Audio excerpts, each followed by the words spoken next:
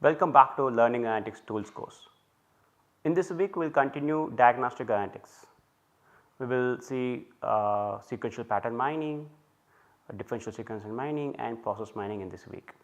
You might have noticed that first 2-3 weeks we are talking about data collection, different environments, how to collect data. That is to give you motivation what data to collect on what environment. From last week we will be talking much of algorithms or the tools we can use to apply. So, whenever we give a demo of a tool, please try to explore with different algorithms what we are learning here. So, that will help you to understand how these tools are used for education data. So, what is sequential pattern mining? Consider you have sequence of actions, say you have collected students behavior in a MOOC or in a tele like a metal or some other environment or Moodle. So, you have a sequence of actions students interacting with your system. So, student has to log into a system and they are doing sequence of actions, say actions such as read, to go and watch the video and answer the questions, and each action is different. A student can read page 1, again he can read the another page. It is not the same page he is reading, it is not continuing the same page, but he is reading another action.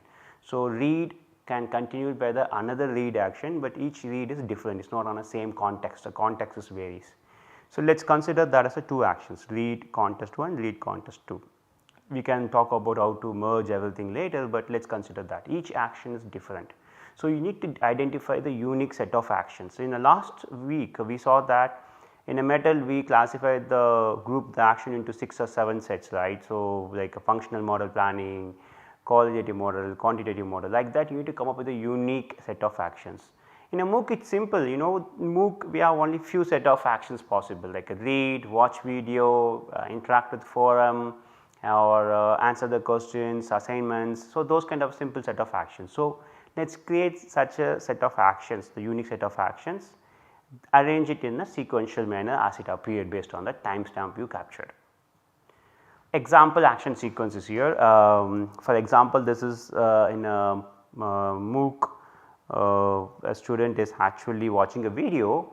After watching the video is adding some post. So, the student is adding going to the comment the forums and adding a new post, or is going to upload someone's already added post and is reading a PDF. We do not know what is he reading, it might be in the contextual information. Let us see the action is reading, then he is taking quiz.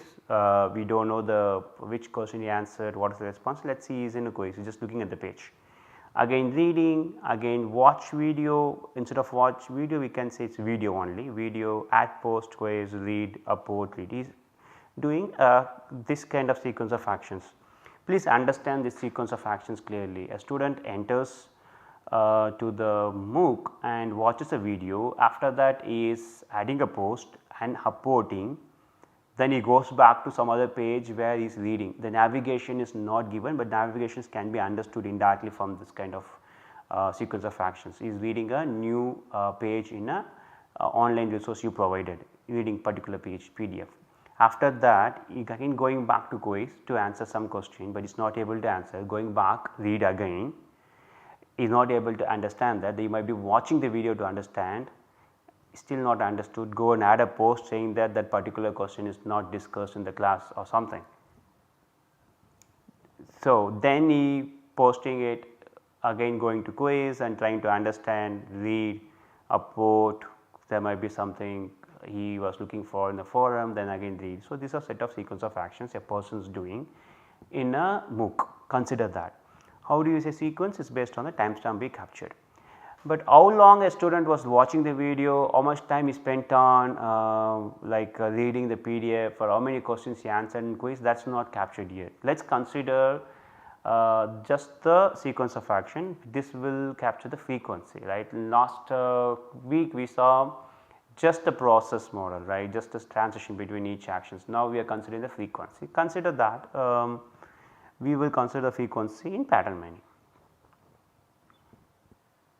So, what are the patterns we might have from this? Watch video, add post. So, see this has repeated twice. So, this is interesting, right. So, there is an action a student do twice, it happened twice. there is a sequence of actions occur twice. Upvote and read, upvote and read. Yeah, this action, this sequence of action also appeared twice, like 2 actions, quiz and read, yes, here and here, right. This also appeared twice. There might be other actions which might be appearing twice because I did not check correctly, but let us see. Read and upvote not. Okay, there are a lot of combinations can be possible, but consider that only these set of actions occur twice, other sequences have occurred only once, right. So, the patterns from this particular set of sequence of actions from one student can be these 3 patterns possible, like watch video, add post, upvote read, quiz read, these occur twice. Okay. Let us do a small activity. The sequence of actions, you have example sequence of actions given from last slide, and there are 3 students actions. You have to find a patterns. So, the 3 students actions, sequence of actions given here when they interact with the MOOC, you try to find out the patterns in this 3 sequence of actions. Please resume the video after you find out the patterns. Please pause the video, try to really find out the sequence of actions. We will discuss few of them. So, let us look at the 3 students sequence of actions S1, S2, S3, and our aim is to identify which action sequence occurred on which students. So, instead we try to create this kind of table. Let us see, this is a table, and I will explain this table in a minute. Let us see, V is video, okay, watching video, Q is for quiz. Okay. How many times a sequence of action, a pattern, a video followed by a quiz action? Video followed by quiz action occurred once for the student 1. This is student 1, this is student 2, this is student 3 in this hyphen. Understand that notation we are using.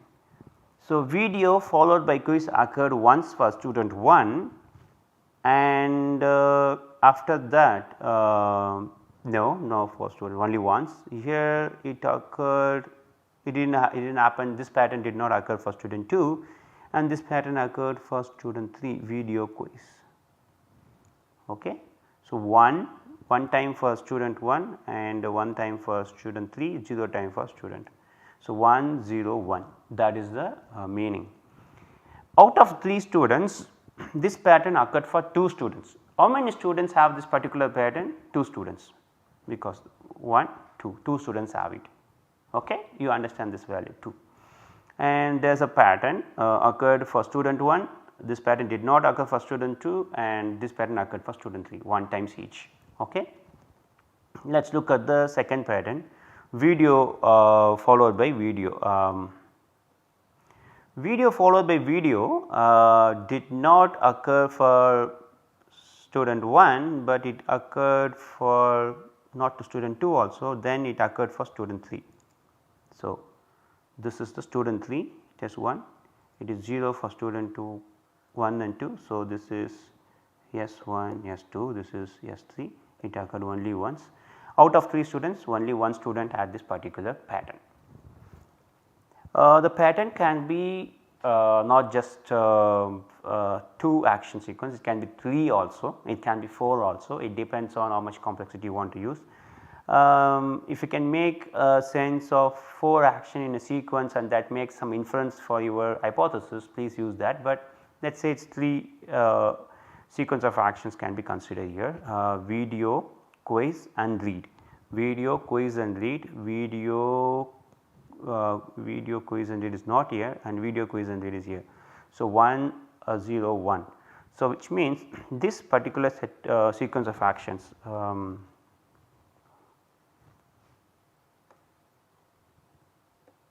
this sequence of action actually what is actually happening in this particular sequence. Whenever students watching a video taking quiz is immediately going back to read. So, this is important compared to this. So, we can say, hey, this action is not much, this is what we are going to consider. So, it occurred for S1, S3, not for X2, and it occurred for 2 students, right. That is what it is given. So, it is again video read quiz, it is basically this. It occurred once here, 0 time here, and video read quiz. Okay.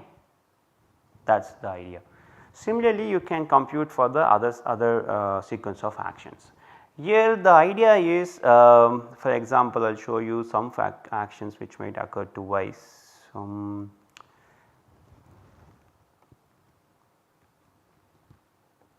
So, read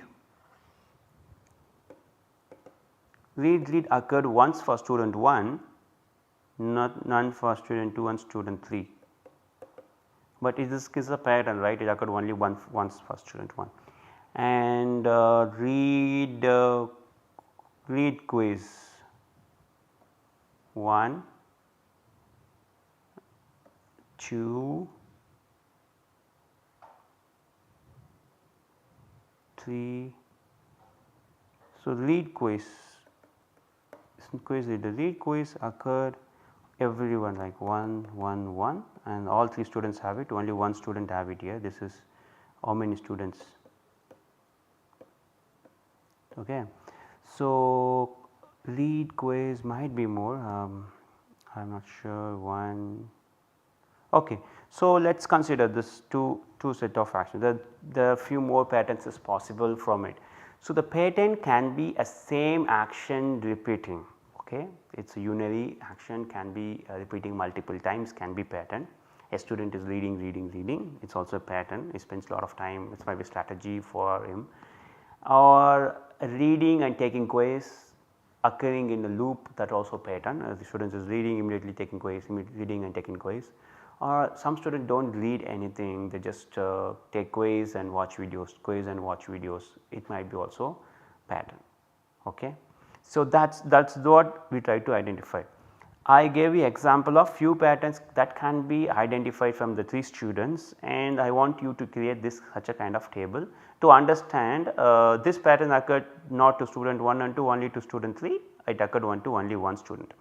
For example, here this quiz to read pattern occurred student 1 once, student 2 once, student 3 twice. So, quiz and read occurred twice to student 3 here, also the year.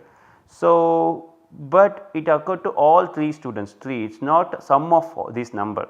You might think it is just a simple sum of this number, no, it is just how many students it had, is like the 3 students, that is only all 3 students had this particular pattern.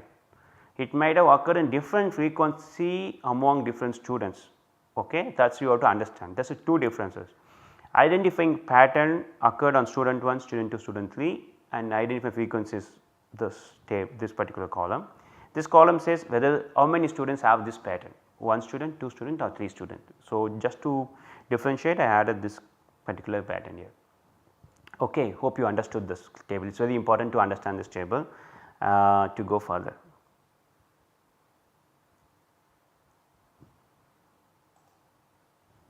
So, if you understood this table, let us see 2 metrics. Sequential pattern mining asks only 2 metrics, okay. We have to understand these 2 metrics, that is very basics, it is enough to understand the sequential pattern mining and talk and explore and do analysis on it.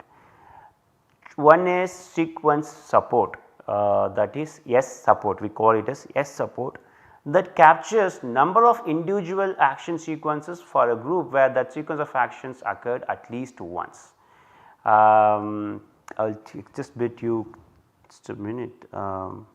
What it says is number of individual action sequence occurred for a group where that sequence of actions occurred at least once. That simply tells how many students have it, that is what S support, sequence support.